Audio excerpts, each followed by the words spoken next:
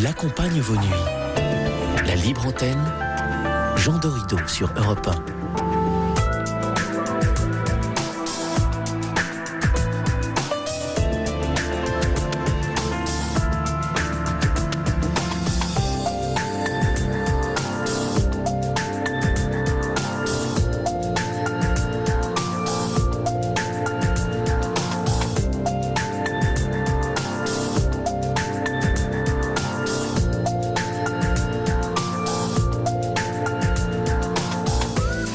Bonsoir à toutes et à tous, bienvenue sur la libre antenne d'Europe 1. Je suis heureux de vous retrouver en ce dimanche soir. Nous sommes ensemble et en direct jusqu'à 1h du matin pour aborder tous les sujets qui vous interpellent, les questions qui vous occupent et vous préoccupent. Nous sommes le 5 août, en plein cœur de l'été. C'est une période particulière, propice aux introspections et aux réflexions diverses. Pour certaines personnes, la période des grandes vacances est synonyme de détente, de farniente, de ressourcement, bref, en un mot, c'est le bonheur. Tandis que pour d'autres, cette période estivale est source d'anxiété. Les villes se vident, un sentiment de solitude peut alors s'installer et il se peut qu'une certaine impatience se manifeste quant à la reprise du rythme ordinaire. Quels que soient nos rapports à l'été et à la période des vacances, nous pouvons peut-être profiter de ce moment spécial pour cultiver notre aptitude au bonheur. Bien des savants observent que contrairement à ce que l'on pourrait croire, le bonheur se trouve davantage à l'intérieur de chacun plutôt qu'à l'extérieur, comme si le bonheur n'était pas tant question de circonstances que d'aptitude à porter un regard juste et adapté sur l'existence. On trouve même aujourd'hui des cours de bonheur dispensés par d'éminents professeurs dans de prestigieuses universités américaines. Dans cet apprentissage du bonheur, il y a sans doute cette capacité à digérer chaque événement de notre existence afin de mieux se libérer du poids du passé et aborder chaque instant avec suffisamment de fraîcheur pour en retirer le meilleur. Nous sommes ensemble et en direct pour parler de tout ce qui vous intéresse. Vous appelez Lauriane et Benjamin au 39 21. Ils vous attendent et vous accueillent avec tact et bienveillance. Vous pouvez réagir, vous le savez, par SMS au 7 39 21 en commençant vos messages par le mot nuit. Il vous est également possible de réagir par mail en postant vos messages sur notre site internet europe1.fr. Merci pour vos conseils et vos réflexions précieuses et pertinentes. C'est Nicolas Godet qui réalise ce soir cette émission. Bienvenue sur la libre antenne d'Europe 1, votre libre antenne. Sur Europe 1, Jean Dorido vous écoute et vous accompagne. Et nous démarrons cette libre antenne ce soir comme nous l'avons terminé hier, puisque c'est Christine qui a fait le 39-21 et qui est avec nous en ligne. Bonsoir Christine. Oui, bonsoir Jean. Comment allez-vous ce soir, ça va bien ? Eh bien, j'attendais votre appel. Ah bah écoutez, ça fait plaisir. Je rappelle alors pour les personnes qui nous écoutent que vous nous avez appelé hier. En réalité, vous avez 70 ans, Christine, et oui. Vous avez été très très proche de votre fille. Vous étiez vraiment dans une relation fusionnelle toutes les deux. Vous avez divorcé, vous étiez assez jeune, votre fille était petite, oui. et votre fille a vécu avec vous jusqu'à l'âge de 26 ans. Et vraiment, vous aviez une très très belle relation, et même elle était presque un peu possessive avec vous. Elle ne voulait pas qu'il y ait d'hommes qui rentrent à la maison. Et puis, ces relations se sont dégradées. Et là, ça fait, votre fille maintenant est maman à son tour. Et là, ça fait 7 ans que vous n'avez pas de nouvelles. Vous avez un peu coupé les ponts, c'est ça ? Eh bien, c'est elle qui a coupé les ponts parce que, si vous voulez, quand elle m'a fait venir vers eux, parce que moi, je ne suis pas d'ici, et je suis une Normande. Hein. Oui, ça, oui. Donc, je suis venue presque aussitôt ma retraite parce que je me suis dit, je suis toute seule, je suis divorcée, autant que je profite de mes 2 petits-enfants, si c'est possible. Alors, ils m'ont trouvé quelque chose, mais moi, j'avais trouvé une location, ça ne leur plaisait pas. Et comme ils avaient mes papiers en main, je leur faisais confiance à ma fille, et quand elle a vu ce que j'avais, elle m'a dit, tu vas mettre ça dans des murs, tu vas acheter une maison. Oui, c'est-à-dire qu'on a évoqué hier qu'effectivement, il y a une problématique un peu autour vraiment de tout ce qui est matériel. C'est-à-dire que vous avez le sentiment que peut-être votre fille était vraiment très intéressée, en fin de compte, par vos moyens, par vos finances. Et finalement, c'est le jour où vous avez un peu mis le haut là, vous n'avez pas souhaité poursuivre les dépenses. Vous avez le sentiment que c'est à ce moment-là que vos relations se sont dégradées, c'est ça ? Voilà, c'est ça. C'est ça. Alors elle m'a dit, si tu ne cèdes pas, eh bien tu verras plus tes petits-enfants. Alors je lui ai dit, c'est du chantage. Alors moi je suis venue là, ça fait quand même 8 ans que je suis arrivée là, auprès de chez eux, à 10 minutes de chez eux, et j'ai appris peut-être 1 an et demi, 2 ans après qu'ils étaient mariés. Ils se sont mariés à 10 minutes de chez moi. Et vous n'avez pas été convié au mariage, c'est ça ? Je n'ai pas été prévenue, je n'ai pas été invitée, je n'ai rien su. Je l'ai su qu'un an et demi après par des voisins. Et votre fille a quel âge aujourd'hui, Christine ? 47 ans. Elle a 47 ans. Bon. Écoutez, comment vous voyez l'avenir, vous ? Eh bien, je me pose des questions parce que je me retrouve là seule. Je ne connais pas les gens d'ici. Et je me dis comment je vais finir, où et comment. La dernière tentative pour renouer le contact avec votre fille remonte à combien de temps, Christine ? Je l'ai au téléphone, j'ai toujours son numéro de téléphone portable, à lui comme à elle, et je lui laisse des messages de temps en temps quand il y a quelque chose que je juge assez important pour qu'elle le sache quand même, puisque elle est fille unique, et elle ne rappelle jamais. Il n'y a qu'une fois, elle m'a dit, si tu veux nous revoir, tu sais ce qu'on veut. Oui, donc elle est vraiment manifestement très remontée. Hein. Oui.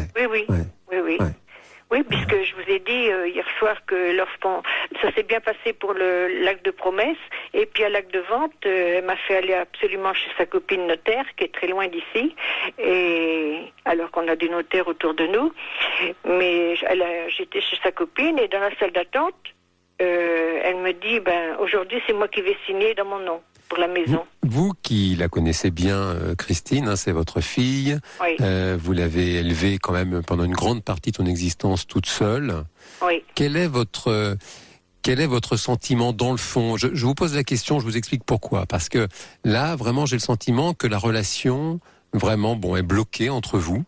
Et bien sûr, à vous entendre, la relation est bloquée sur du matériel.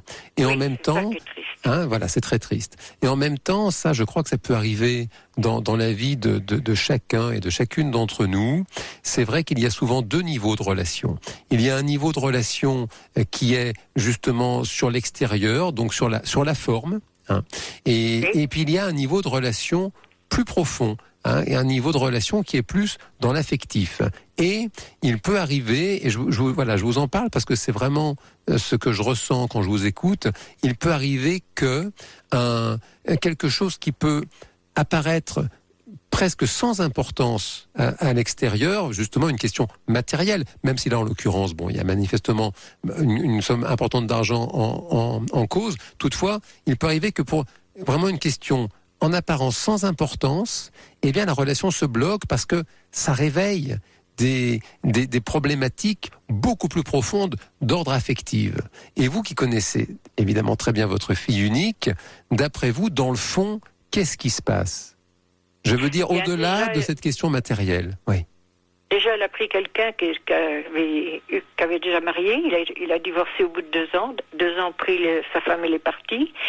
Et elle lui a laissé les dettes qu'il avait fait avec ses parents. Parce que ses parents venaient, quand ils venaient, ils passaient 15 jours à chaque fois. Et c'était manger au champagne, la grande vie, vous voyez.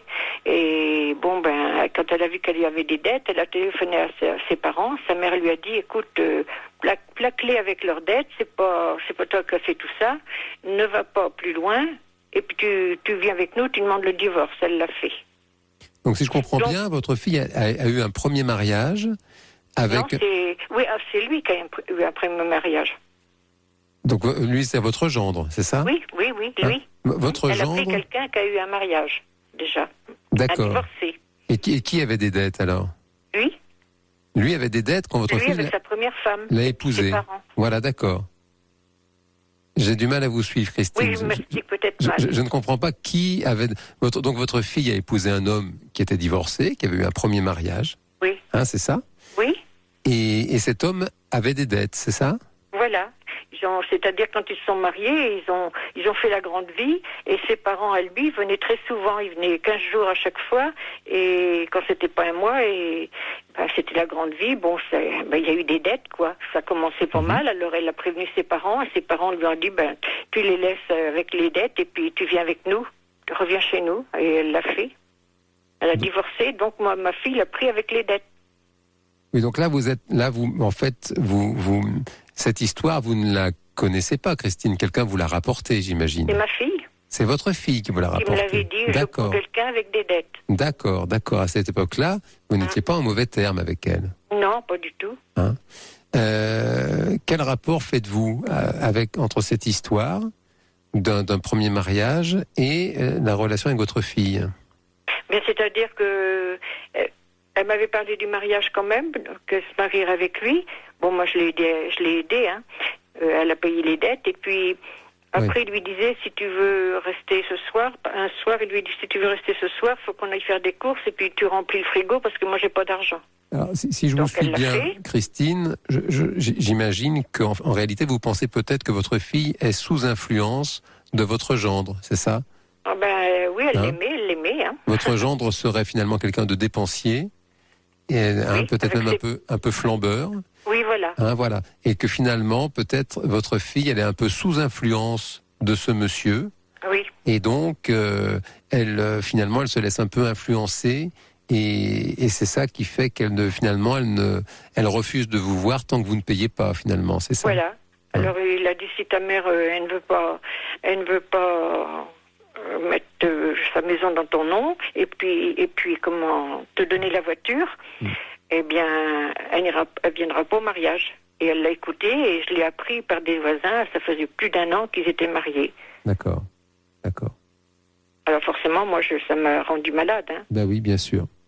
Parce que c'est une gamine, elle était quand même pourri gâtée par moi, hein. Son père l'avait lâchée, mais moi, je l'ai jamais lâchée, hein. Elle a été jusqu'à 26 ans à la maison.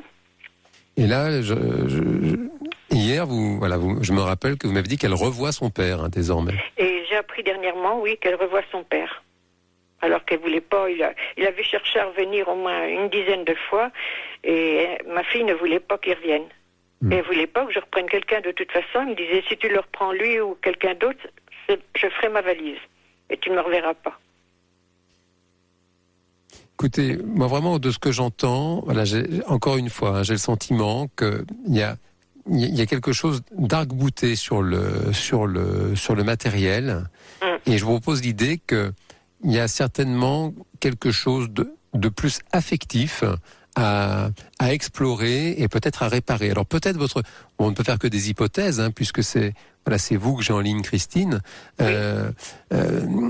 Peut-être que votre fille est sous influence d'un mari comme ça, qui est très très très dépensier et très vénal en fin de compte. Si c'est le cas, vous allez réussir à renouer le contact avec votre fille. Hein. C'est votre fille unique, vous êtes sa maman, c'est un lien très très fort. Donc je vous propose l'idée que ça ne peut que s'arranger. Et puis si elle n'est pas sous influence, si c'est de son propre chef comme ça qu'elle décide de ne pas répondre à vos messages, il se pourrait qu'à ce moment-là, c'est qu'elle attende peut-être. Je vous propose l'idée qu'elle attend peut-être autre chose que du matériel, paradoxalement. Eh bien, de l'amour d'une maman et tout, je crois qu'elle n'en a pas manqué. Hein. Ben non, elle n'en a pas manqué. Elle doit par conséquent en manquer cruellement depuis 7 ans qu'elle ne vous voit plus. J'imagine, il y a beaucoup de souffrance dans cette histoire. Vous, ça vous fait souffrir. Moi, oui. Eh ben oui. Et elle, évidemment, une fille qui a été tellement fusionnelle avec sa maman, elle ne peut pas ne pas être malheureuse de cette situation. Donc, hélas, le chagrin, ça peut être une motivation à changer, et ça ne peut que changer. Je vous souhaite de continuer, Christine, à chercher à reconstruire ce lien avec votre fille. Depuis 7 ans, excusez-moi, depuis 7 ans, j'ai eu des accidents. Je lui en ai fait part à la clinique. Elle ne m'a pas rappelé. Mais c'est que manifestement, ça n'est pas le bon levier. Moi, elle m'a dit, tant que tu ne céderas pas, on n'en reviendra pas. Alors, je lui ai dit, mais pourquoi t'es fille unique? T'as pas à avoir peur. Personne va te prendre ce que j'aurai derrière moi. Alors, elle dit, c'est quand on est jeune qu'on a besoin. Alors, faut que je lui donne maintenant. Et elle dit, en plus, je ne veux pas donner à l'État. J'ai dit, tu donneras de toute façon, hein. Ce que je vous propose, Christine, c'est si vous voulez bien, c'est de faire une courte pause. Oui. Pour pouvoir laisser mûrir tout ça, et on se reprend juste après pour conclure ensemble, d'accord? D'accord, monsieur Derido. Très bien, merci Christine. Je vous remercie beaucoup. Merci.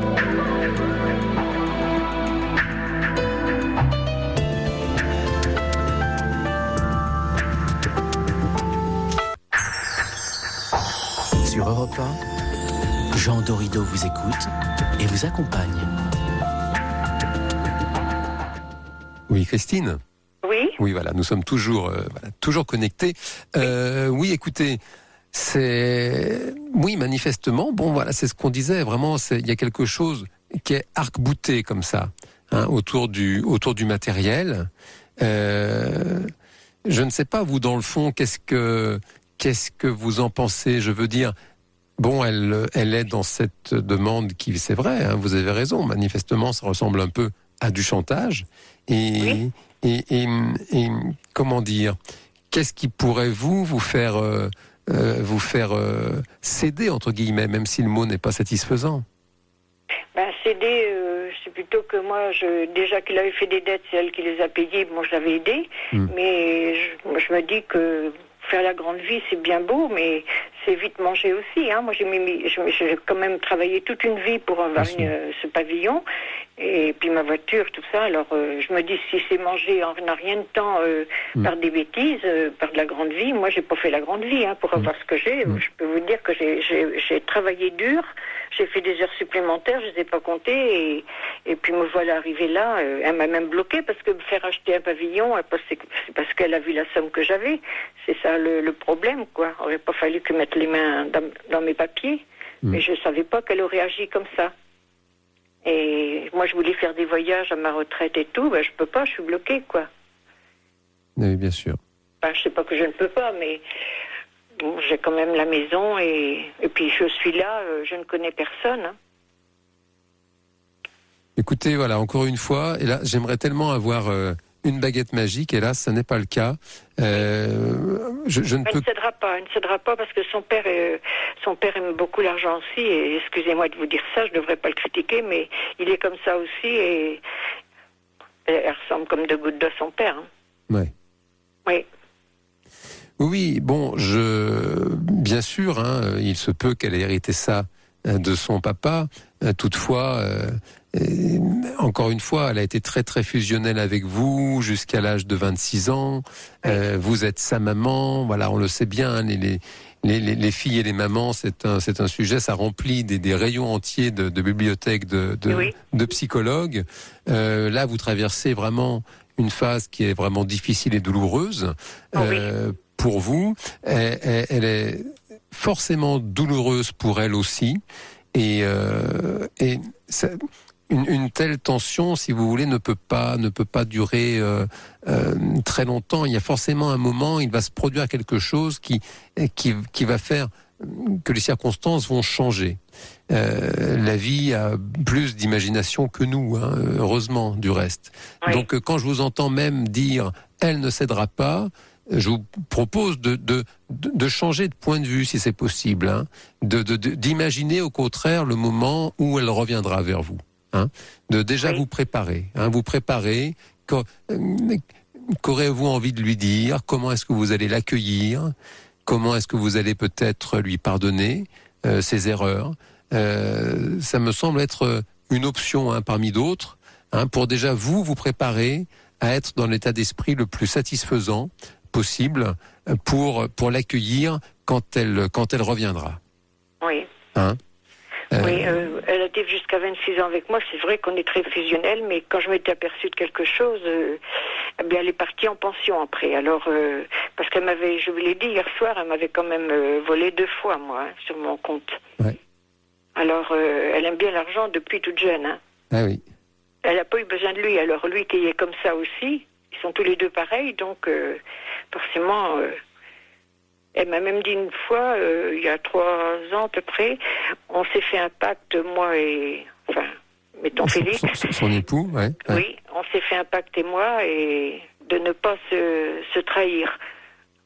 Alors, tout ce que tu pourrais lui dire, ou sa mère même lui dire, ce serait pareil. Parce que sa mère, elle n'a rien.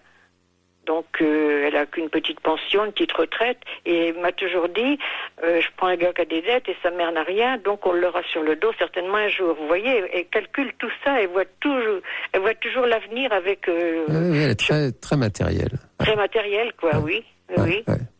Alors je lui avais dit, ne prends pas une famille comme ça. Si tu vois que tu auras ta belle-mère sur le dos, si lui il a des dettes, tout ça, tu n'avais qu'à pas prendre quelqu'un comme ça. Oui, je vous suis, hein, Christine, bien sûr. Et en même temps, bon, le matériel, ça peut être aussi un exercice intéressant, hein, que vous pouvez faire vous-même de positionner l'importance du matériel pour vous, hein, puisque là nous parlons, vous et moi, beaucoup de matériel. Hein. Oui. Donc, comme dirait l'autre, d'être le plus riche du cimetière, bon, c'est pas... Oui. Hein, c'est pas très intéressant. On n'emmènera rien. Hein. On n'emmènera rien. Voilà. Oui, mais seulement s'il faut que j'aille en maison de retraite un jour, moi, au prix que c'est très cher. Par mois. C'est vrai, c'est très cher. Eh bien, c'est ce que mon docteur me l'a dit. Il m'a dit, il faudra vendre votre maison et penser à vous parce que c'est cher, là, les maisons de retraite. C'est très, très cher. C'est très cher. Vous avez raison. Alors, moi, j'en avais parlé une fois de ça et il m'avait dit, t'iras en EHPAD. Eh oui. Eh bien, voilà. Ouais. Et une fois, elle m'a dit, non, c'est lui qui me l'a dit la première fois, c'est votre fille qui va être votre tutrice. J'ai dit, ma tutrice, pourquoi faire? Je me débrouille bien à mes papiers. Moi, non, il n'en est pas question. Si, ce sera elle. Je dis non, pour l'instant, j'ai besoin de personne. Et moi, mon docteur m'a dit, il ne faut jamais prendre quelqu'un de la famille, parce que s'il y a un problème, ils ne peuvent rien faire. En famille, il n'y a pas de vol. Alors, Christine, votre histoire, bien sûr, fait réagir les personnes qui nous écoutent et que je remercie au passage pour leur réaction. Il y a une dame qui est un petit peu indignée, hein, qui dit que vraiment, ce n'est pas correct que votre fille vous traite comme ça. Et cette dame vous conseille de vous protéger, de prendre vos distances. Bon. Même si c'est sûrement difficile, mais voilà, ça je peux pas ne pas vous le dire. Hein, c'est un conseil. C'est très difficile parce que c'est surtout mes petits enfants. Parce qu'ils m'adoraient mes petits enfants. Je les ai vus tout petits, donc jusqu'à 4 ans et demi et 6 ans, ils étaient adorables. Et puis quand je repartais, parce que j'avais encore, je me rappelle, les 2 dernières années là, à peu près, ou la dernière année quand je repartais pour mon travail, ils pleuraient. Non, mamie, tu vas pas reprendre le train, tu restes avec nous, on t'aime. Et c'est vraiment, ils pleuraient. Quel âge ont-ils vos petits enfants là aujourd'hui? Eh bien maintenant, ils doivent avoir 13 ans, quelque chose comme ça, 14 ans. D'accord. Ils suivent d'1 an. Et alors j'ai une dame de Toulouse. Qui dit, elle se demande, c'est une hypothèse bien sûr, elle se demande bien ce que votre fille cherche à vous faire payer en vrai. Vous voyez ? Me faire payer... c'est vrai qu'on a... J'ai peut-être trop pourri gâté parce que ma famille me le disait. Tu le paieras un jour. Ça, c'est vrai, quand je vous entends, on a l'impression quand je vous entends vous, hein, Christine, hein, votre fille, je ne l'entends pas. Quand je vous entends vous, c'est vrai que j'ai l'impression qu'elle est en colère, qu'elle cherche vraiment effectivement à vous punir, à vous faire payer quelque chose. Et là, on est dans un paiement symbolique. Là, on n'est pas dans une maison, donc du matériel. Comme si elle voulait vous faire payer, mais autre chose. Alors là, je ne vois pas. Je ne vois pas. J'ai été trop bonne avec elle, sans doute. Je ne sais pas. C'est peut-être une hypothèse. Hein. Est-ce qu'on peut être trop bon? Oui, ça Avec mes parents, c'était pareil. Elle les a blusés aussi. Il lui faisait confiance et c'est elle qui avait le compte. Et toute jeune, elle a toujours fait ça. Hein. Alors, et comme lui, lui c'est pareil. La première femme qu'il avait là, pendant 2 ans et demi qu'il était avec elle, c'était une fille unique. la fille de... j'ai entendu sa mère à lui dire, oh, c'était quand même la fille d'un comte et d'une comtesse. Ben oui, mais je dis, la fille du comte et de la comtesse, elle est partie avec sa valise. Puis elle a laissé vos dettes et les leurs. Alors, et puis je dis, c'est ce que j'ai dit une fois, pourquoi vous prenez toujours des filles uniques? Oui, donc là, vous revenez sur l'idée que peut-être elle est sous influence de son époux, hein, c'est ça? Oui, maintenant, oui, ouais. parce que lui, il est comme ça. Hein. Ouais. Ils sont pareils tous les deux. Alors, ça, ils aiment l'argent, si ils aiment le matériel. Hein, ouais. Si c'est le cas, Christine, les choses changeront. Hein. C'est un peu, une personne ne reste pas sous influence comme ça ad vitam aeternam. Qu'est-ce que j'ai peut-être une dame qui aimerait réagir. Oui. Est-ce que vous seriez d'accord pour qu'on la prenne en ligne et qu'on échange tous les trois? Tout à fait, oui. Bon, alors merci. Écoutez, il y a Lauriane hein, qui est sur le coup, hein, qui va appeler cette dame pour qu'on puisse échanger parce que je crois qu'elle était dans le même cas hein, que vous. D'accord. Hein. Oh oui, il y en a beaucoup malheureusement. Et on trouve toujours des solutions. Hein. Encore une fois, vos petits-enfants grandissent. Oui, moi, je ne les vois pas évoluer, je les vois pas du tout. Et alors, attendez, excusez-moi, depuis 2 ans et demi, par contre, ils ont revendu leur petite maison parce qu'elle était trop petite, elle était sur 2 étages et mal placée. Oui. Alors, comme je voulais pas donner la mienne, eh bien, ils sont partis, mais je ne sais pas où. Je n'ai pas l'adresse. Vous avez toujours le numéro de votre fille, mais vous ne connaissez pas sa nouvelle adresse. Hein, c'est ça. Alors, j'ai Christiane en ligne. On la prend, Christine, d'accord? Oui, d'accord. Hein? Merci, très bien. Monsieur Dorido. Bonsoir, Christiane. Oui, bonsoir. Alors, Christiane, si je comprends bien, vous avez connu un peu la même situation que Christine, c'est ça? Oui, voilà. Au niveau de ma fille, j'avais un peu ce sentiment-là aussi, ma fille unique. Oui. Mais aussi dans la situation de mes parents, de ma mère. Oui. Enfin, moi, ça me fait de la peine quand j'entends des choses comme ça, parce que pour moi, il doit y avoir la liberté des parents. Alors, est-ce que vous pouvez peut-être couper votre poste de radio, Christiane? Excusez-moi, oui. Parce que là, on vous entend pas très très bien. Moi, j'ai ce sentiment aussi là avec ma fille qui est unique. À un moment donné, il a fallu que je lui paye des meubles. Enfin bon, parce qu'elle s'est séparée le papa des enfants. Oui. Mais il n'y avait pas d'affection, il n'y avait pas d'amour. Jamais un mot gentil. Maintenant, elle ne vient même plus à la maison. Et par contre. À un moment donné, j'ai dû payer pas mal de choses. Bon. Oui, c'est ce qu'on fait tous. Et voilà. Et il y a des petits-enfants, donc là, j'ai encore même payé des parcs d'attraction de ça. Mais il n'y a pas du tout d'affection. Et puis, j'ai aussi rencontré un petit peu le cas avec ma maman, qui est maintenant toute seule, et qui portait toujours le nom de mon père. C'était séparé de corps et de biens. Oui. Et donc, elle a hérité... Quand mon père est décédé, d'une bonne partie de la maison qui était en vente.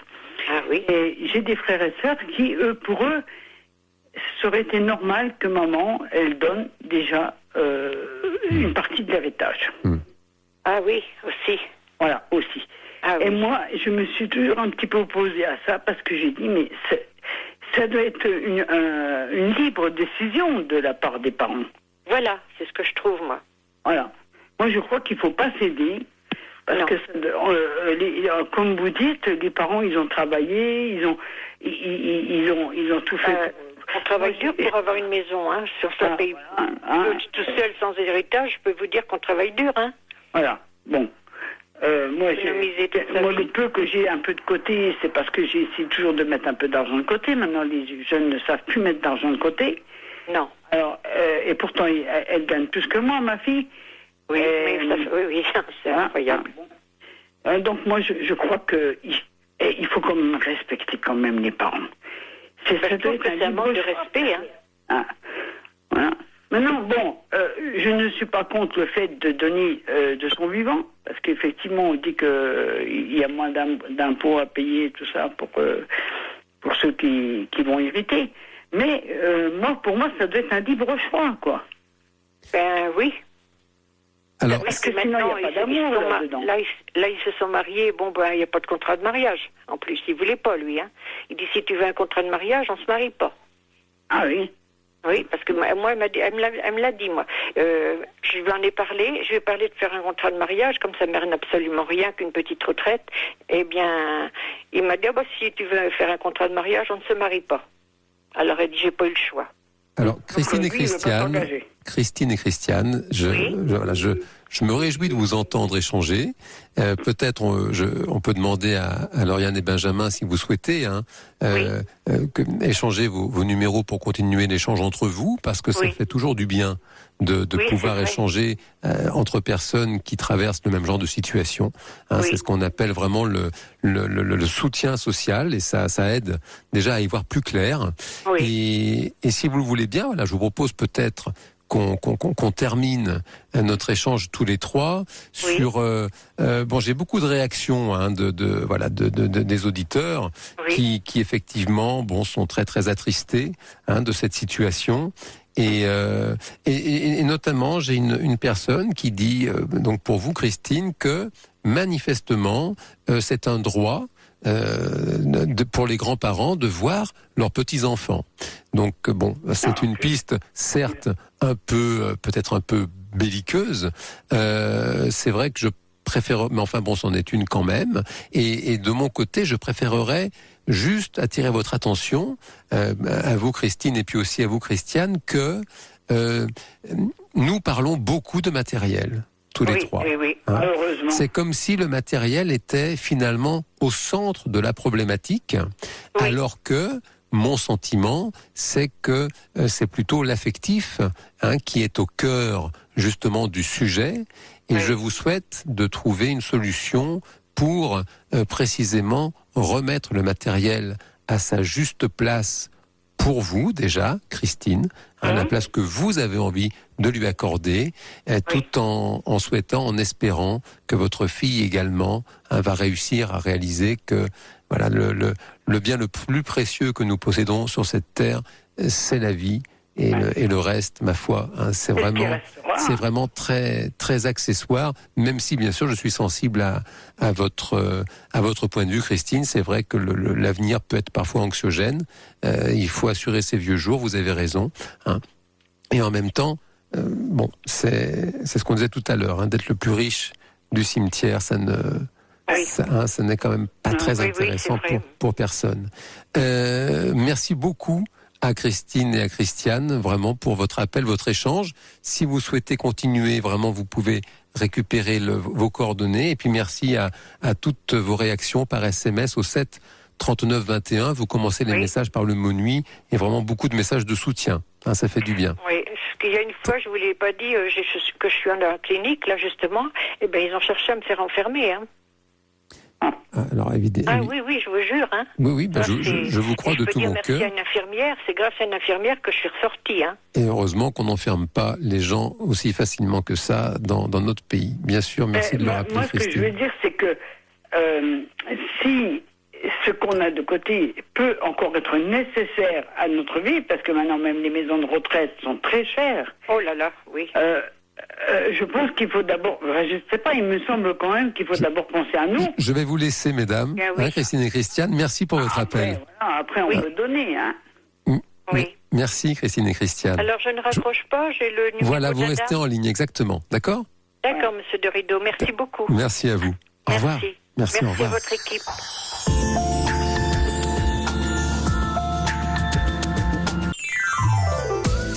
La libre antenne sur Europe 1, Jean Dorido. Et on poursuit la libre antenne avec Nathalie. Bonsoir Nathalie. Bonsoir Jean. Comment allez-vous ? Je vais bien, avec la chaleur, un peu trop, à part ça. C'est vrai. Qu'est-ce qui vous amène ce soir Nathalie, dites-moi ? Moi j'ai une sœur qui est malade, qui a 12 ans de plus que moi. Ça a toujours été toutes les deux très conflictuel. Mais là elle est malade, je comprends certaines choses. Mais alors, je ne sais plus quelle attitude avoir envers elle. C'est-à-dire, un exemple, elle me rabaisse devant certaines personnes, fait toujours des reproches, c'est toujours... Si bien que je ne sais plus quoi faire. Je ne sais plus, je vais la voir tous les jours. Elle habite pas loin de chez moi. Alors, soit quand je vais la voir, je n'arrive pas à l'heure qu'elle voudrait, soit je reste pas assez longtemps, soit... Enfin, il y a toujours quelque chose. Alors, si bien que c'est quand même assez destructeur, cette relation. Alors, je voudrais quand même lui apporter... Bon, c'est ma sœur, mais c'est très, très pénible, quoi. J'arrive à... Je sais plus à quel moment je dois aller la voir, ce que je dois faire ou ne pas faire. Et alors, quel âge avez-vous, Nathalie? Moi, j'ai 67 ans. D'accord, donc votre sœur a 79 ans, c'est ça? Et vous avez d'autres frères et sœurs entre vous deux? Non, j'ai... si, effectivement, j'ai mon frère. D'accord. Donc vous avez quand même un frère entre vous deux, voilà, c'est ça? Voilà. Quel âge a-t-il votre frère? Eh bien, mon frère a 6 ans de plus que moi. D'accord, donc lui, il a 73 ans. Voilà. Vous avez, les trois, vous avez le même papa, la même maman? Absolument. Et j'avais des parents très... Enfin, un couple, mais très harmonieux, J'ai un exemple, mes parents. On n'a manqué de rien. D'accord. La famille heureuse, quoi. Ah oui, absolument. Mes parents, des gens, oui. Et entre vous et votre sœur, ça a toujours été conflictuel? Toujours. Toujours. Toujours. Et entre vous et votre frère, Nathalie? Ah non, c'est beaucoup mieux. Il y a des petits... vous êtes bien. Enfin, ça ne dure pas. Non. D'accord. On échange plus facilement certaines choses. Non. Et entre votre frère et votre sœur, comment ça se passe? C'est un petit peu pareil. Mon frère, lui, n'a pas le même caractère que moi. Il tourne les talons. Il ira pas la voir de quelques jours. Voilà. Que moi, ça m'attriste quand même. Ça me... Voilà. Et puis surtout, je tiens quand même à vous préciser, elle a vécu pas mal de drames. Elle a 2 garçons. Elle en a perdu un. Donc, qui avait 23 ans.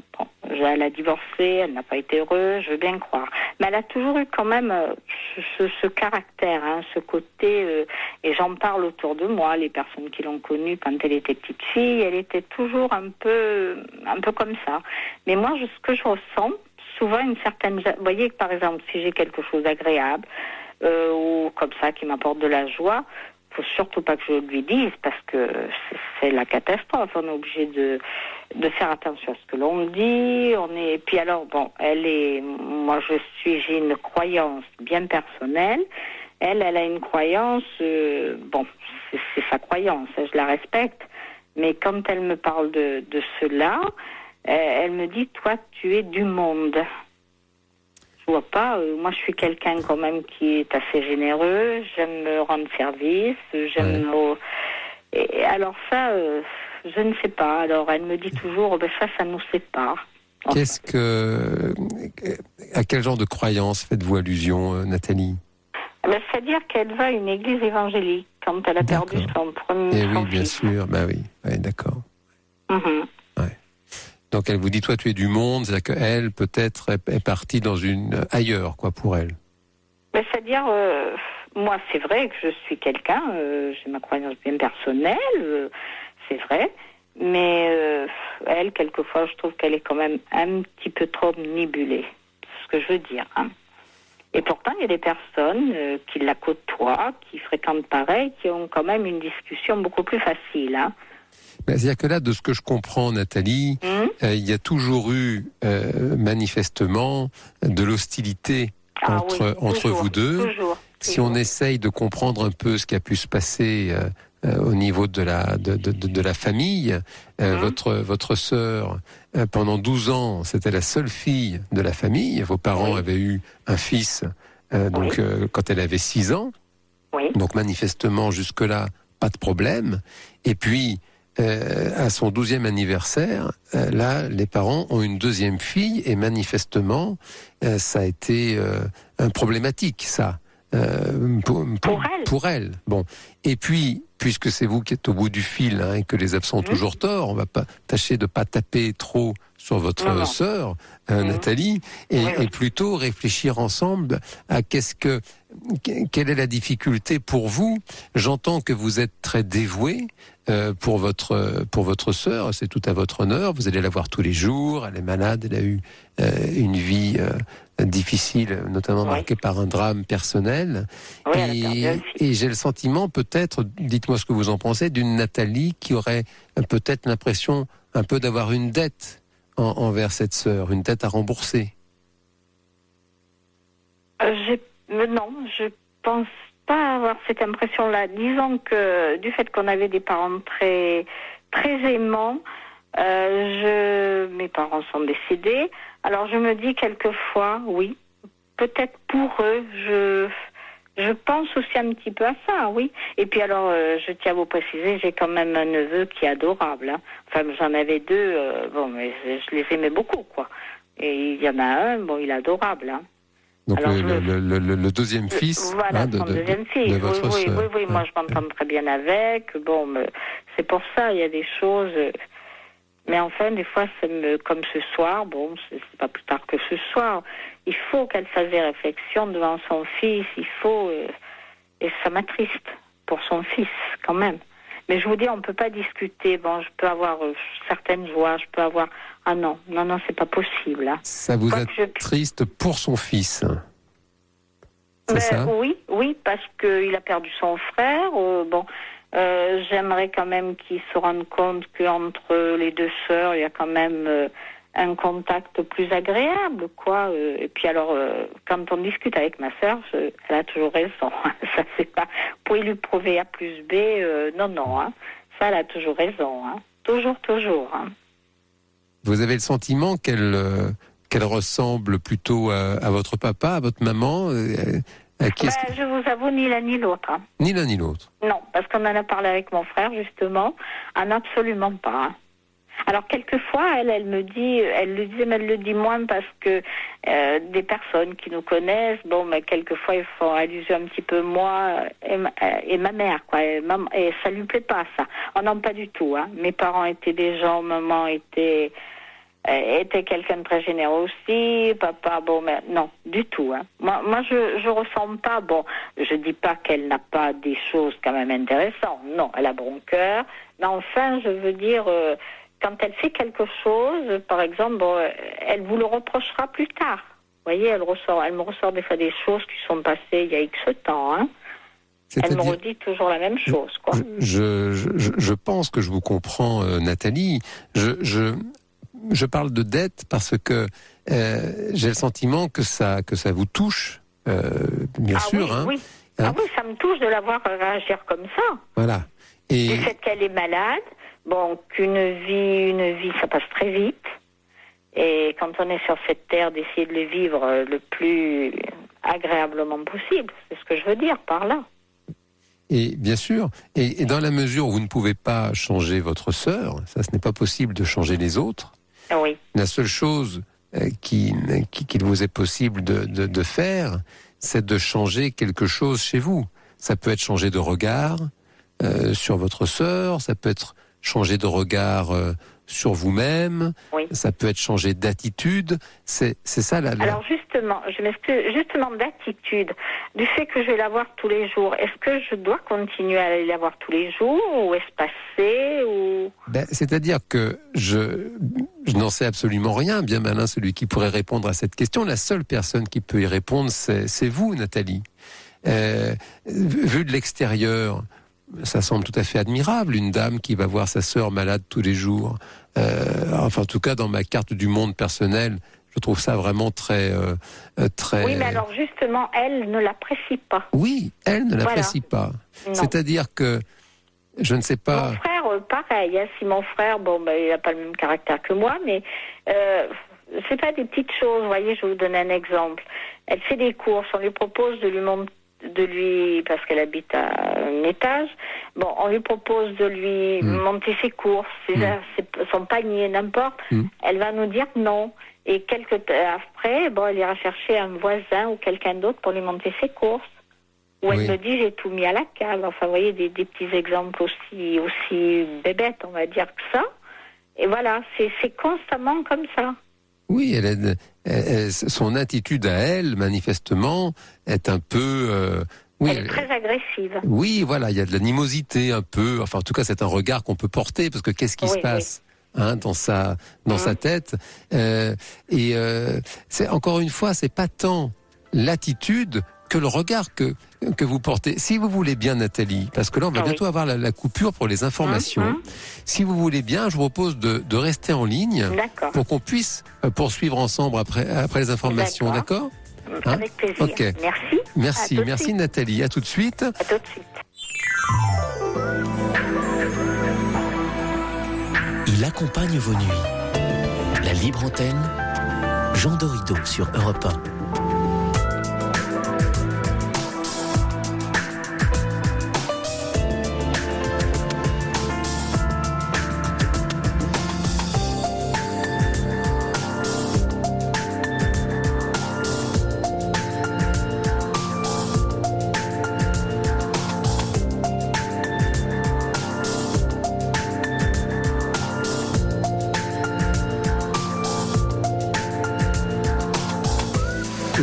Poursuivons cette libre antenne ensemble et en direct sur Europe 1 jusqu'à 1h du matin. Vous appelez Lauriane et Benjamin qui sont là pour vous accueillir au 39 21, aborder tous les sujets qui vous intéressent et bien sûr, vous réagissez par SMS au 7 39 21.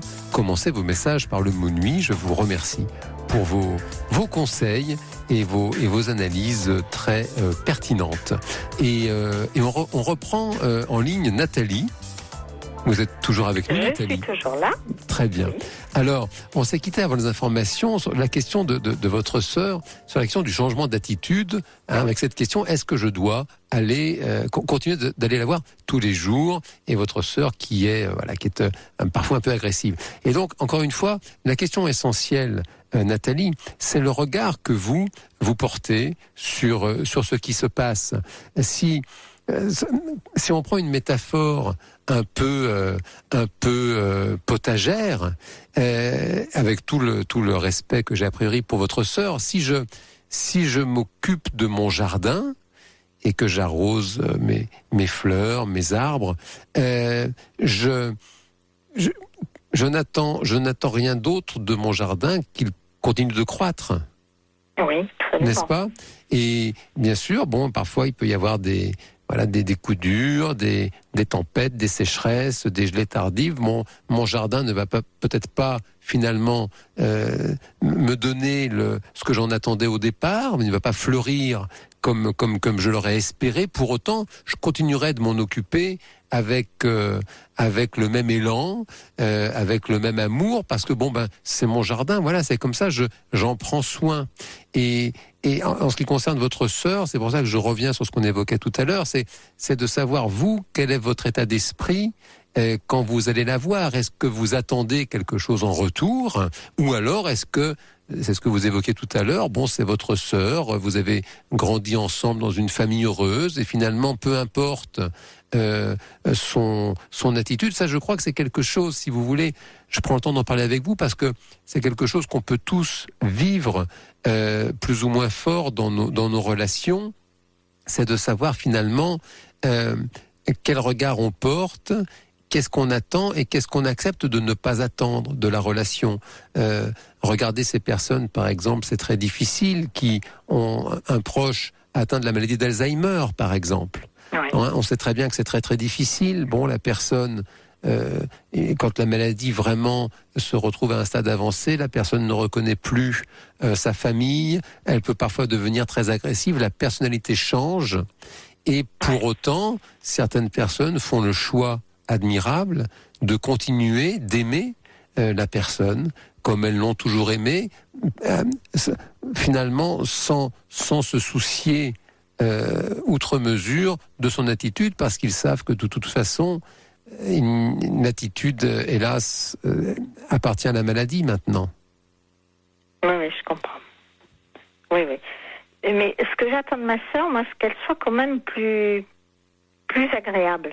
Oui, avec ça, moi. Voilà. Je pense que je vous comprends. Elle est quand même agréable avec certaines d'autres personnes. Oui, ça, je pense que je vous comprends de tout mon cœur, Nathalie. Toutefois, c'est ce qu'on disait tout à l'heure, on ne peut pas changer les autres.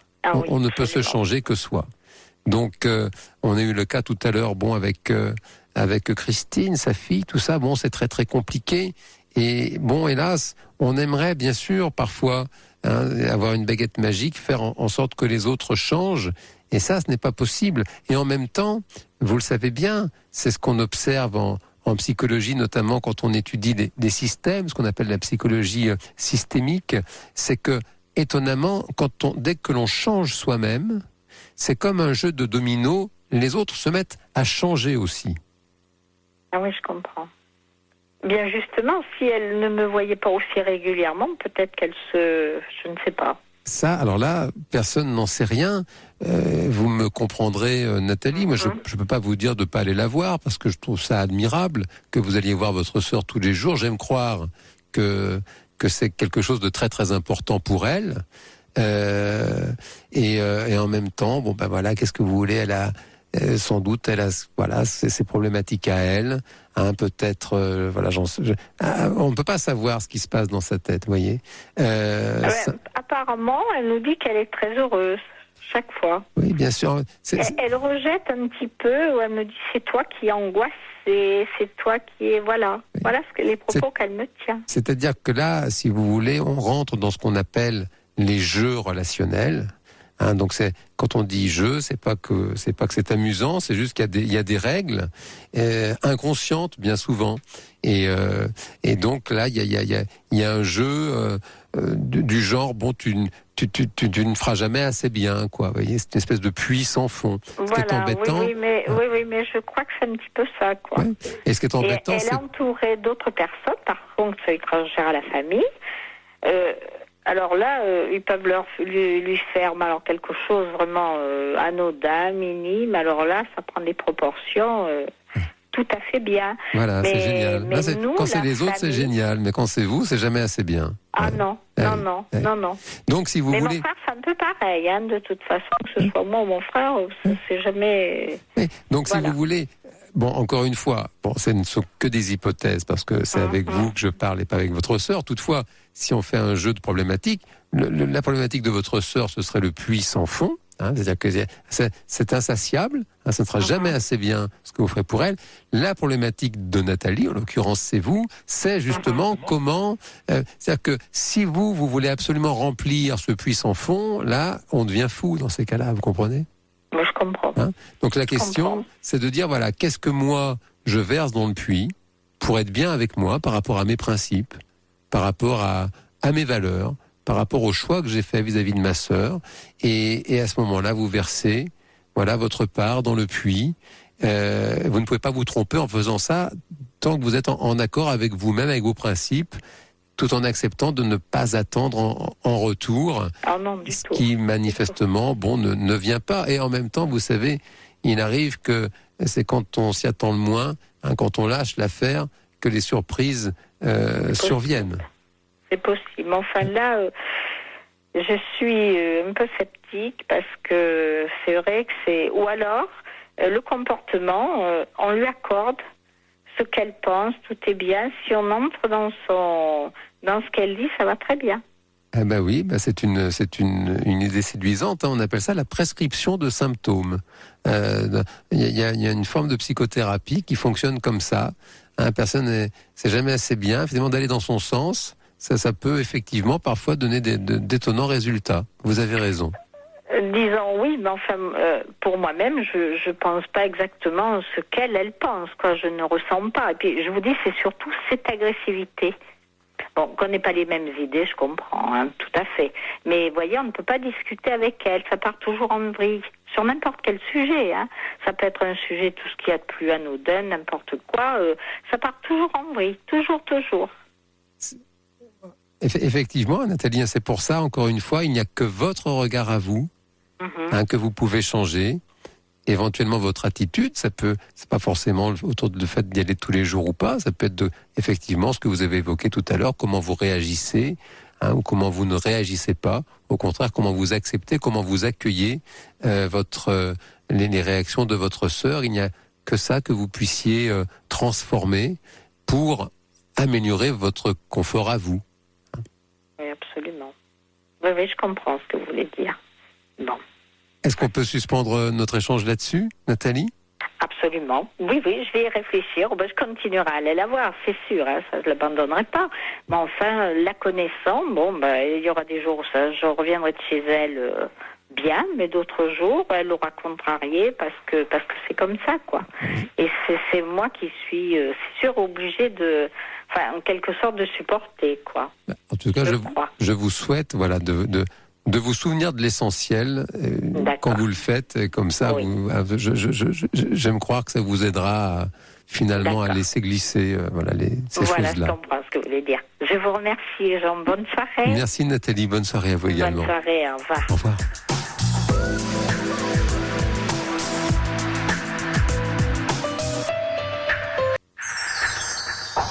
Sur Europe 1, Jean Dorido vous écoute et vous accompagne.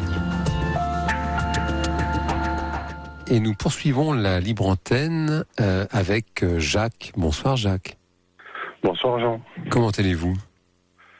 On va dire qu'il fait pas froid. Il fait pas froid, oui. Ça c'est joliment dit, effectivement. Oui.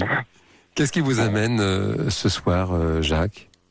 Donc, comme j'expliquais hier lors de mon appel, j'étais en couple jusqu'au mois de juin. D'accord. C'est une liaison qui a duré 2 ans. Mm-hmm. C'est une personne que je connais depuis plus de 17 ans. D'accord. Que j'ai rencontrée dans le cadre de mon travail. Nous travaillions ensemble à l'époque.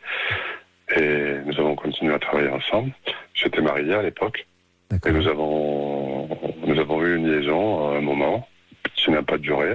Mm-hmm. Et puis, le temps a passé.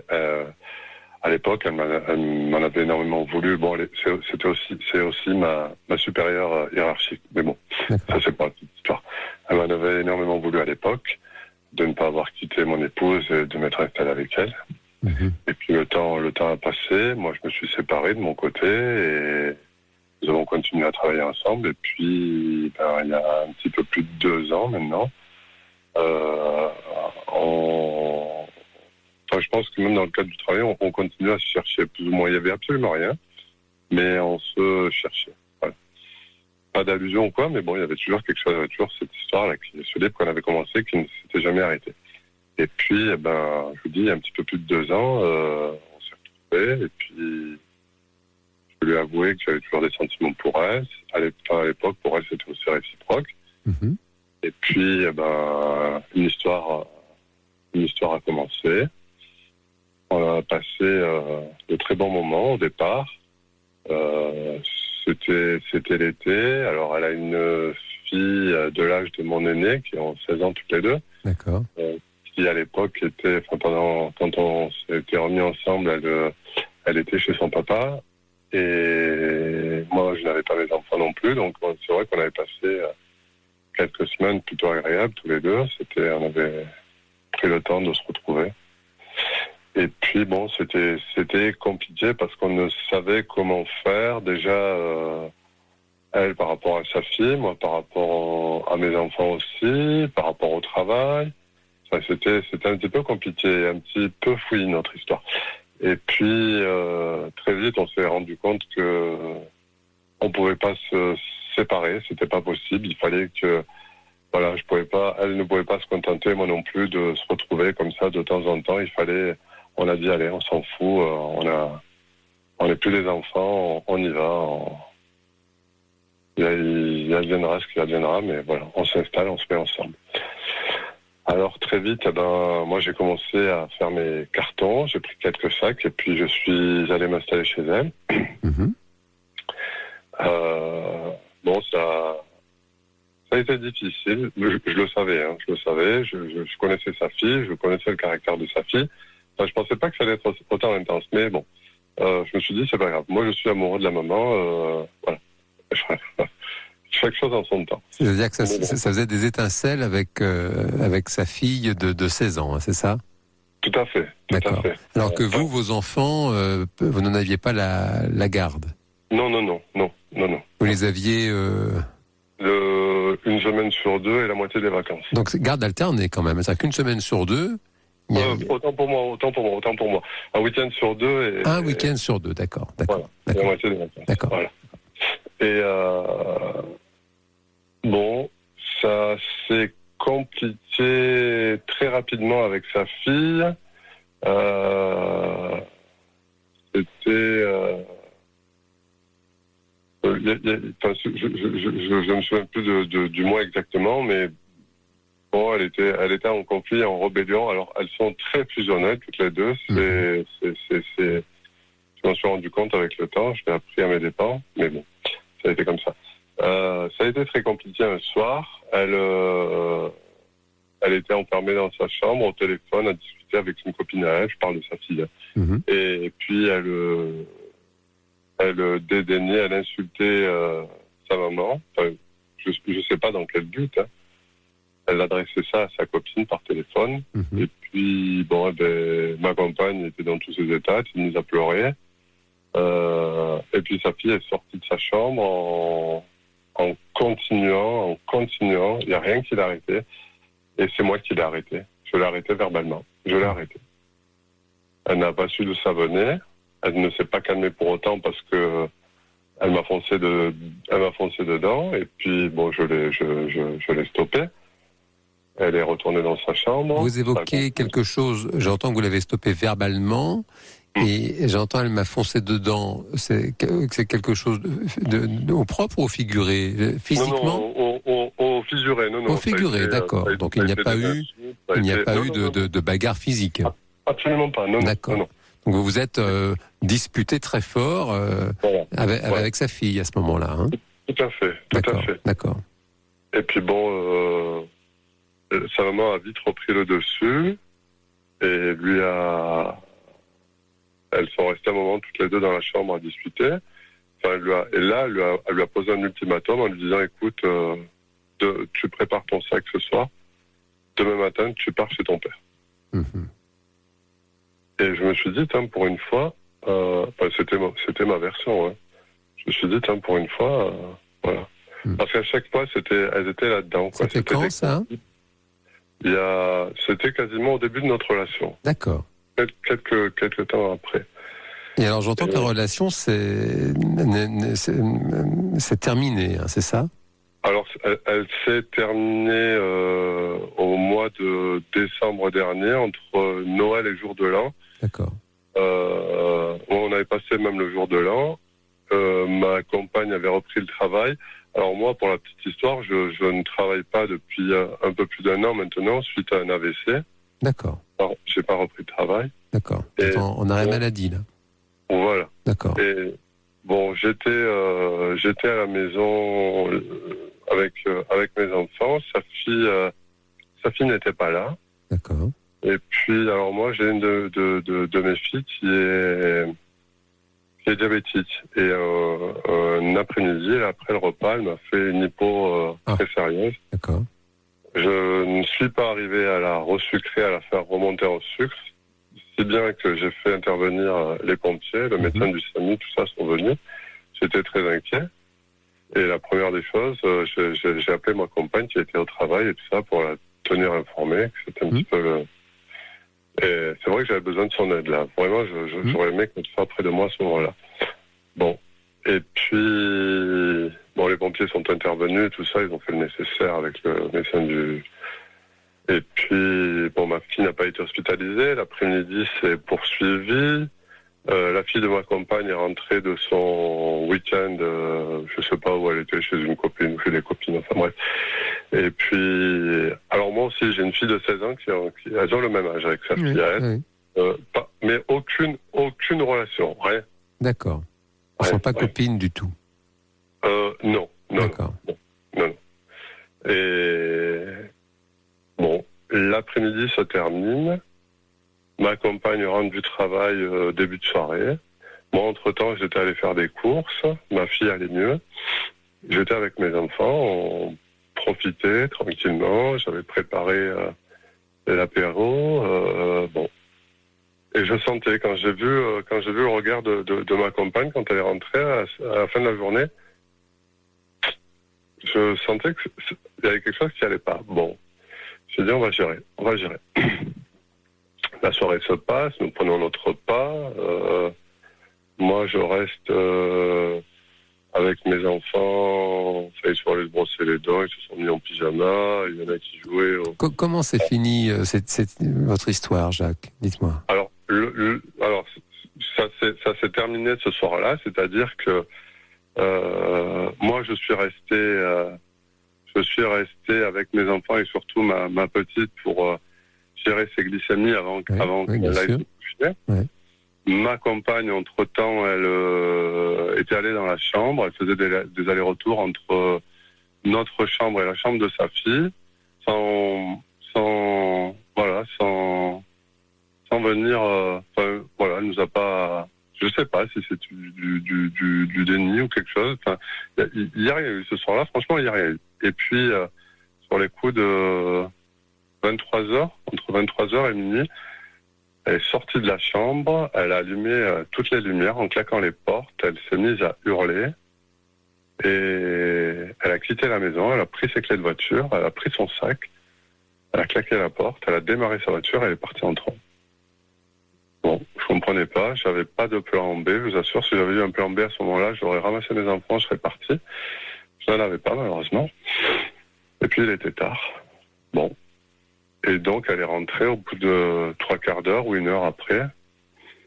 Bon, je pense que pour elle, la crise était passée. Moi, je voulais pas en découdre, mais je voulais avoir des explications. Sauf que le ton est monté rapidement. Alors, ma compagne est psychologue. Et elle a fait, on a construit, elle a agrandi sa maison elle voulait monter, alors elle voulait faire un petit peu de libéral. C'est pour ça qu'elle a monté un cabinet. Alors je dis, pour la petite histoire, voilà, on avait bien isolé les murs et tout ça. J'ai dit, on va être tous les deux là, on va pouvoir parler. Voilà, il faut crever l'abcès. Là, ça peut pas continuer comme ça. Mm-hmm. Le ton est monté entre nous deux. Voilà, c'était la raison du plus fort et toujours la meilleure. On n'a rien réglé pour autant. Et puis, le séjour de mes enfants s'est terminé le dimanche. Je les ai raccompagnés chez leur maman et moi, je l'ai quitté. Alors, je l'ai pas vraiment quitté parce que toutes mes affaires étaient chez elle. Mais je me suis dit, il faut réellement qu'on trouve une solution, quoi. Il faut trouver une solution. On peut pas rester c'est pas possible. C'est vraiment pas possible. Elle vous a donné une explication pour ce départ, comme ça? Non, mais vous savez, c'est quelqu'un qui est très autoritaire, c'est quelqu'un qui veut toujours avoir le dernier mot, c'est quelqu'un qui, voilà, il faut que, je pense qu'il y a un manque d'assurance chez elle, il faut impérativement qu'elle gère tout, absolument tout, mais tout, dans tous les détails. Alors, bon, elle est toujours là pour donner des conseils et dire aux gens ce qui ne va pas chez eux, mais jamais dans la possibilité de se remettre en question, elle, quand ce qu'elle fait. Alors, pour la petite histoire, sa fille a 16 ans, elle ne voit que très rarement son papa, pour ne pas dire jamais.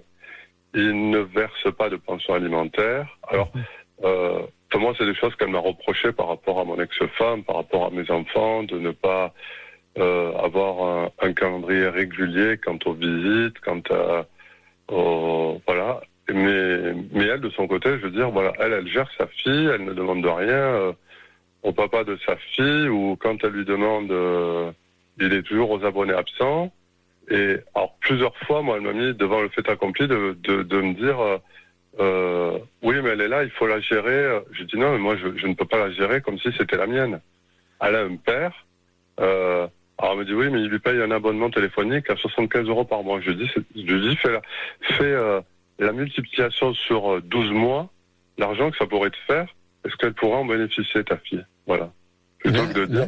Elle a 18 ans, là, sa fille, maintenant, c'est ça? 16 ans, elle a 16 ans. D'accord, elle avait 14 ans quand vous avez démarré votre relation, en fait. D'accord. Voilà. D'accord. Voilà. Et alors là, donc, vous êtes séparés alors, depuis le mois de décembre, c'est ça? Depuis décembre, alors il y a eu... On s'est retrouvés parce qu'elle a eu besoin de moi à quelques reprises, donc j'ai répondu présent.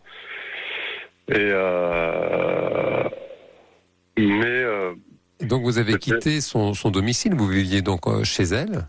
Tout à fait. Ouais, donc vous avez quitté son domicile. Et alors vous, Jacques, aujourd'hui, quel est votre état d'esprit? Est-ce que vous aimeriez peut-être que cette relation redémarre, ou est-ce que vous avez acté. Alors, elle a connu son cap de fin, on va dire, au mois de juin. D'accord. Alors, est-ce que ça veut dire que finalement, en décembre, vous avez quitté son domicile et tout en continuant quand même la relation jusqu'au mois de juin, alors si je comprends bien? C'est ça, voilà. On se voyait de façon épisodique. D'accord. Mais moi, je ne souhaitais pas. Je retournais la voir, mais pas en présence de sa fille. Oui, c'est ça. C'était trop compliqué avec sa fille. Ouais. Beaucoup, c'est très, énormément. Et donc, je veux dire, au mois de juin, alors nous étions invités à un mariage tous les deux. Mm-hmm. Donc, elle me fait part de ça. Elle m'envoie par MMS les photos du faire-part, nos invitations et tout ça. Moi, c'est vrai que j'étais pas dans cette optique-là. Je savais que ce mariage devait avoir lieu. Je dis que j'avais des priorités, que j'avais aussi des enfants. Je ne savais pas encore quelle était l'organisation pour cet été concernant mes enfants, si je les aurais au mois de juillet ou au mois d'août, et qu'il fallait impérativement j'avais des choses beaucoup plus importantes, à savoir si nous serions tous les deux. Et puis pour moi, du fait qu'elle n'avait rien réglé à ce moment-là et que depuis le clash de décembre, elle n'avait pas pu me donner d'explication, je me suis dit, on peut pas jouer, un jour on s'aime, un jour on se déteste, on s'envoie les pires insultes à la figure et puis revenir, parce que voilà, il faut faire bonne figure, on est invité, on va aller faire les boutiques, s'acheter des vêtements et puis aller faire la fête. Non, je lui dis, c'est pas possible, on a des choses à régler, voilà. Donc c'est sûr que les invitations, je lui ai un peu renvoyé en lui disant, écoute, on verra. Pour moi, c'est pas ma priorité. Bon. Et puis elle a pris ça pour argent comptant, c'est-à-dire que courant juin, la noce avait lieu en juillet, on s'envoyait plus, on s'appelait plus, on s'envoyait plus de messages. Si elle m'avait contacté parce qu'il y avait eu des soucis au travail et elle voulait que je signe une pétition, bon, je lui ai dit que moi j'étais très mal placé à ce moment-là parce que ça faisait un an que j'y étais plus au travail et que pour moi je ne pouvais pas, je ne savais pas qui avait tort ou qui avait raison et que je ne pouvais pas défendre un salarié sans avoir les tenants et les aboutissants de ce que lui reprochait la direction. Elle me l'a reproché, elle me l'a vivement reproché. Bon, je l'ai laissé passer. Et puis je vous dis, au mois de courant juin, j'étais affairé pour une inscription à la faculté. Et donc elle m'envoie une multitude de messages les uns derrière les autres en me disant c'était un ultimatum, hein. Tu viens chercher tes affaires ou tout part à la déchetterie.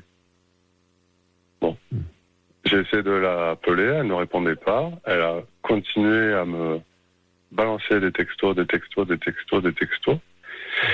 Et puis elle a mis sa menace à exécution, c'est-à-dire qu'elle a fait intervenir des amis à elle.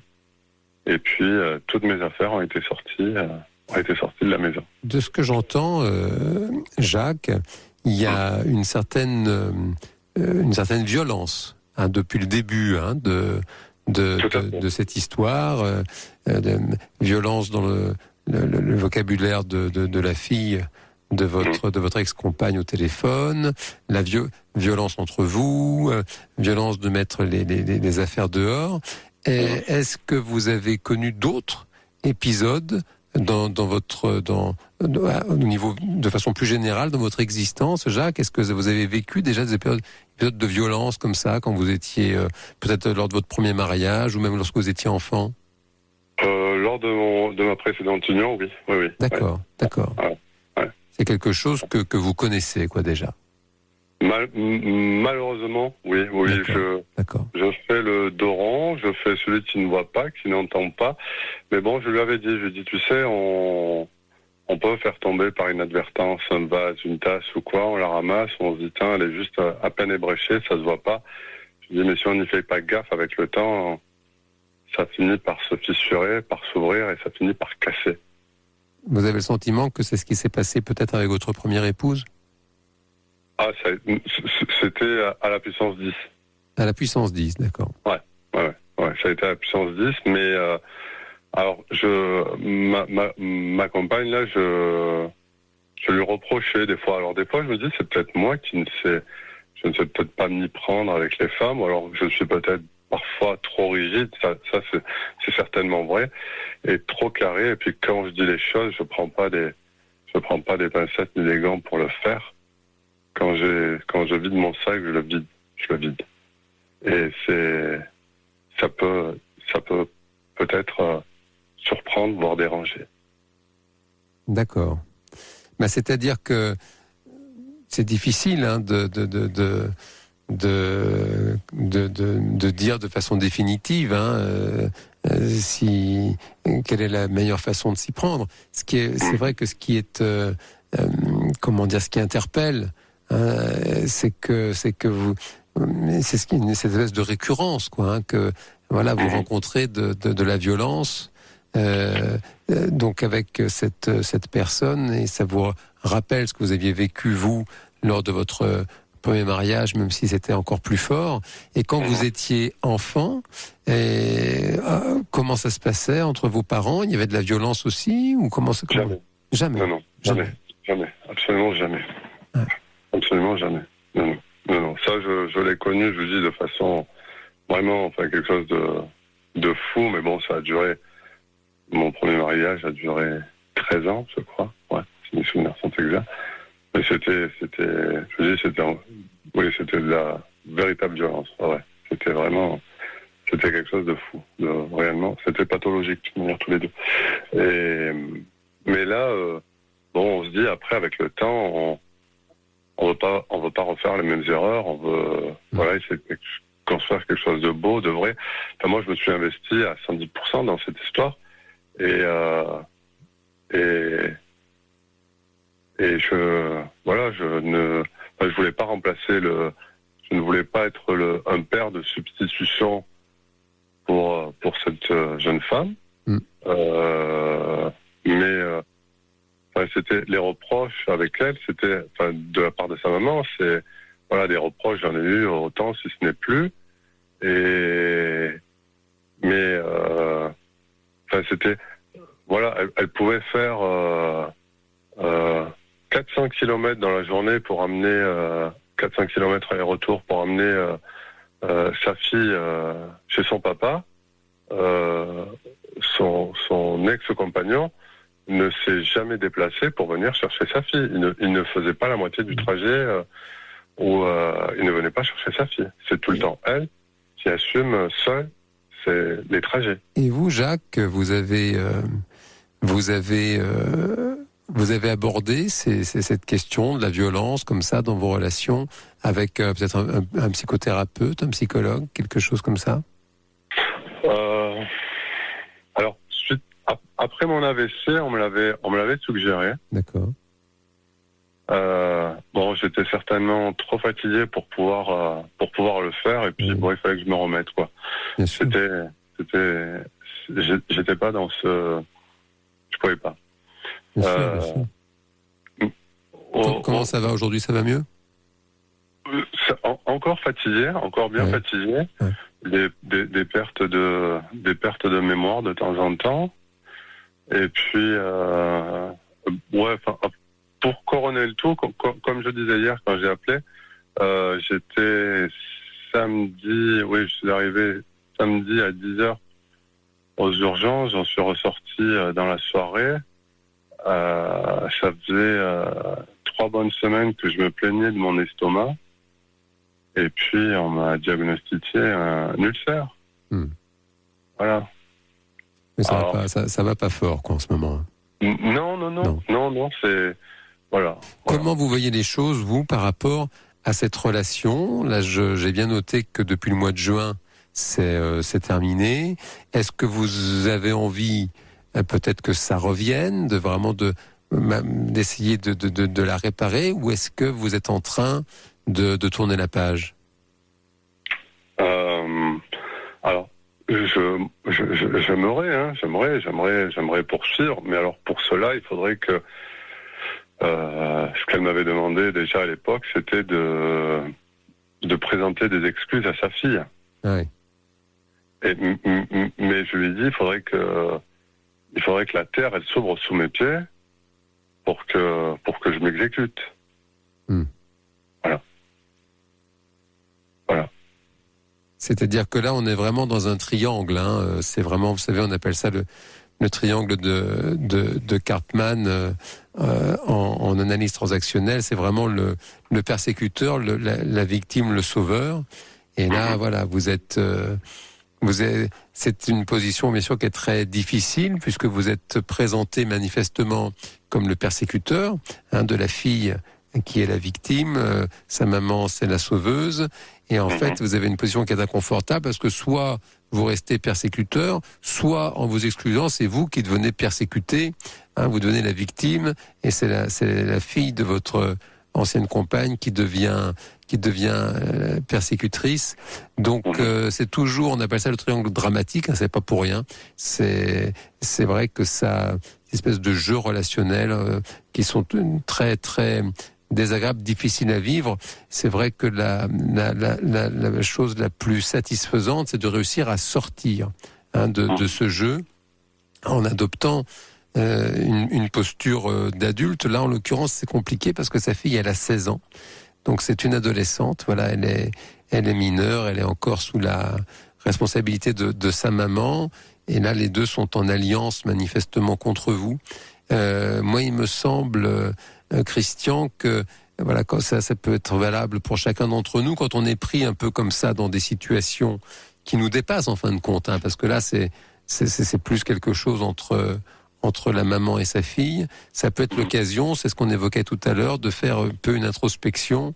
Et là, en l'occurrence, effectivement, peut-être de chercher à mieux comprendre comment ça se fait que vous qui manifestement n'aimez pas la violence, comment ça se fait que vous vous retrouvez dans des situations violentes comme ça. Peut-être réussir à prendre le temps de réfléchir sur vous, peut-être entamer un travail quand vous aurez retrouvé un peu d'énergie, un travail en psychothérapie pour tâcher effectivement de réussir à mettre plus à distance ces espèces de schémas comme ça qui débouchent sur de la violence, où vous vous retrouvez finalement un peu victime, je dirais.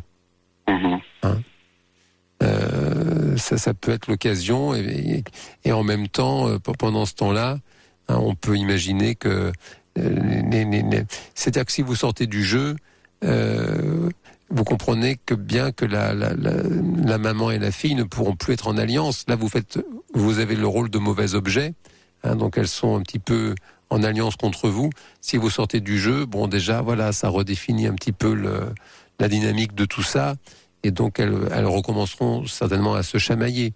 Donc là, on peut imaginer que ça changera la donne. Non, oui, c'est certain. Enfin, je pense que elles continueront dans ce schéma. C'est je t'aime, voilà, c'est je t'aime non plus. Elle joue, c'est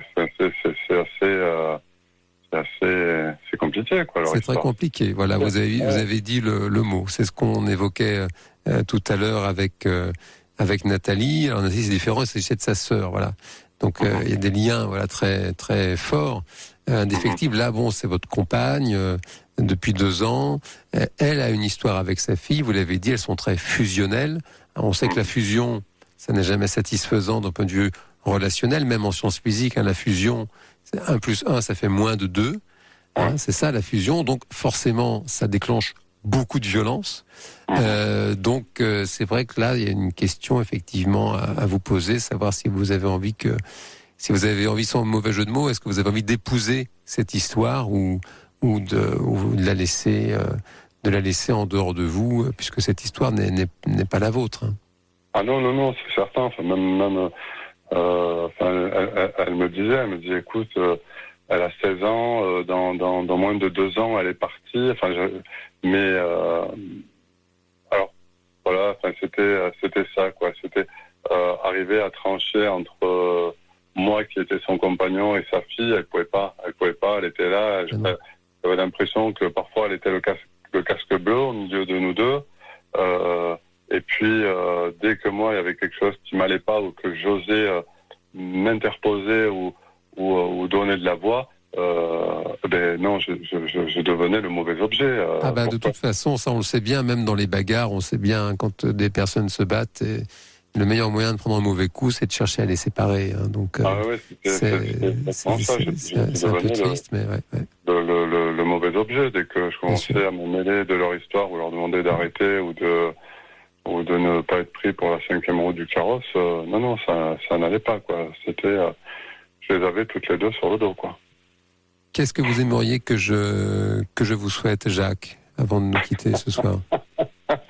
Que la chaleur s'interrompe. Bon, ça au moins. Ça, alors là, pour le coup, c'est vraiment le temps joue pour nous. Alors, on sait que de toute façon, tôt ou tard, après l'été, l'automne est programmé. Donc, voilà. Ma foi, c'est une belle métaphore pour nous quitter. Merci. Mais en tout cas, voilà, pour conclure, je dirais que tout va bien. Je ne sais pas quel sera mon avenir.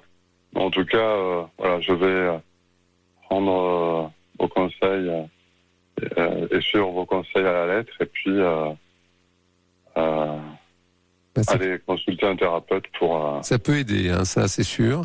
Et puis, je vous en parler d'avenir. Je vous souhaite, qu'il se fasse en douceur. Jacques, ça fait du bien. Merci beaucoup. Merci, Jacques. Merci à vous. Merci.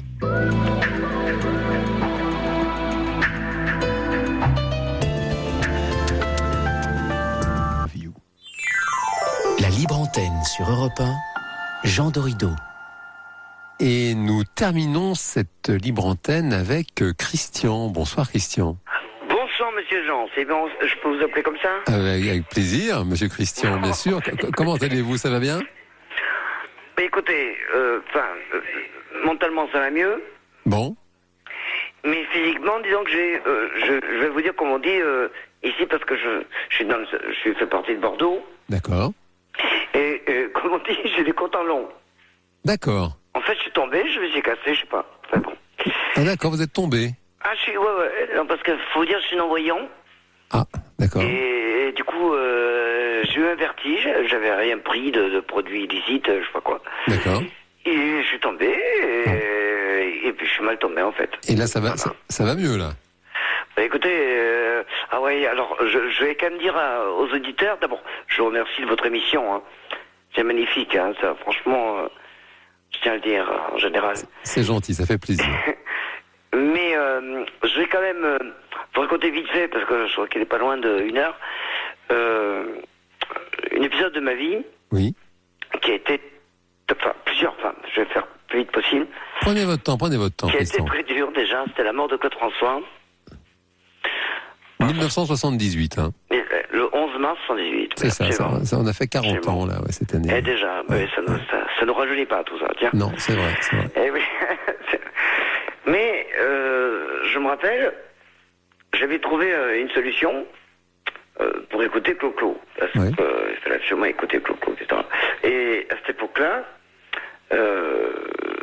ma mère, je fais vite, hein. Ma mère écoutait la télé dans la cuisine, etc. Mais moi, j'écoutais toutes les radios, mais à l'époque, il n'y avait pas toutes les FM comme... cela dit, Christian, c'est vrai que je pense que tous les Français qui étaient nés à cette époque-là, je pense que tous se souviennent effectivement du jour de la mort de Claude François. Ça, c'est vrai, ça a choqué la France.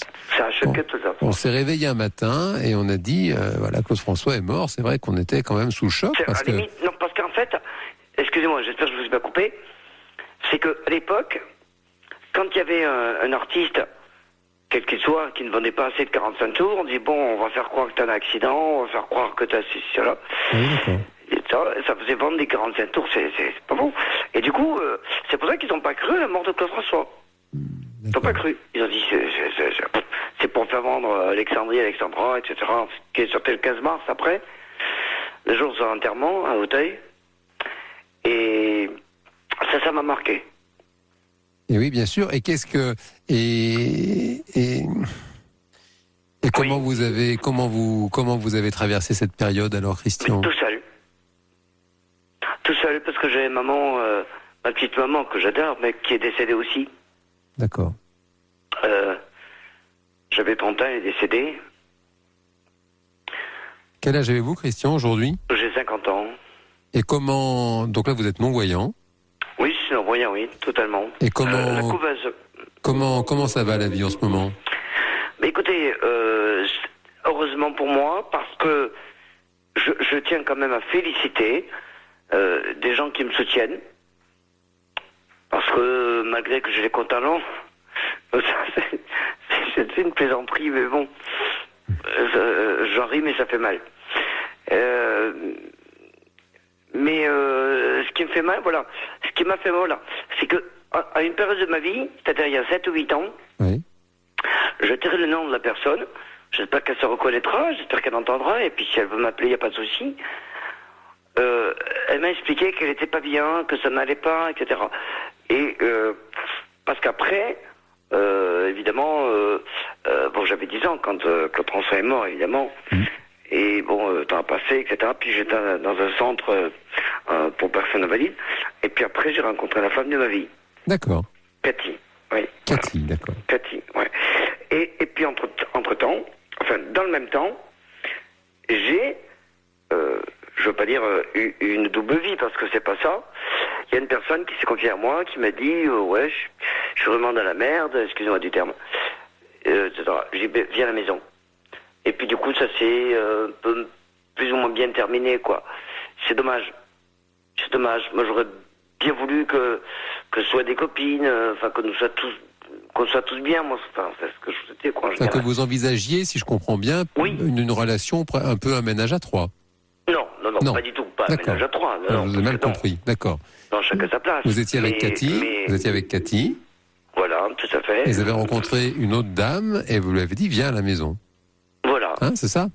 C'est ça, parce qu'elle m'avait expliqué ses désagréments, etc. Je lui ai dit, écoute... Vous auriez aimé qu'elle devienne copine, oui. Et ça n'a pas été le cas, c'est ça? Je pense que oui, mais ça s'est retourné contre moi, en fait. Christian, nous allons arriver au terme de l'émission. Comment ça va, la vie, là, aujourd'hui? Écoutez, ce que je souhaite, c'est que cet ami en question... dont je tairai le nom, mais je pense que si elle entend cette émission, qu'on reconnaîtra, puisse m'appeler. C'est un peu un appel que vous faites. Bon, écoutez, l'appel est lancé, Christian. Moi, je vous remercie pour votre appel. Mais en tout cas, je tiens à dire à tous les auditeurs et auditrices, ne vous inquiétez pas, l'amour existe, et puis, allez, t'as cogné. Ça s'en va, et ça revient. C'est un beau message, Christian. Merci beaucoup pour votre appel. C'est un bel hommage à Claude François. Merci d'avoir été là ce soir. Demain, vous retrouvez la Libre Antenne avec Sabrina Philippe qui vous accompagne toute la semaine. Quant à nous, nous nous retrouvons vendredi prochain dès 22h30 pour une Libre Antenne ensemble. Il est 1h du matin.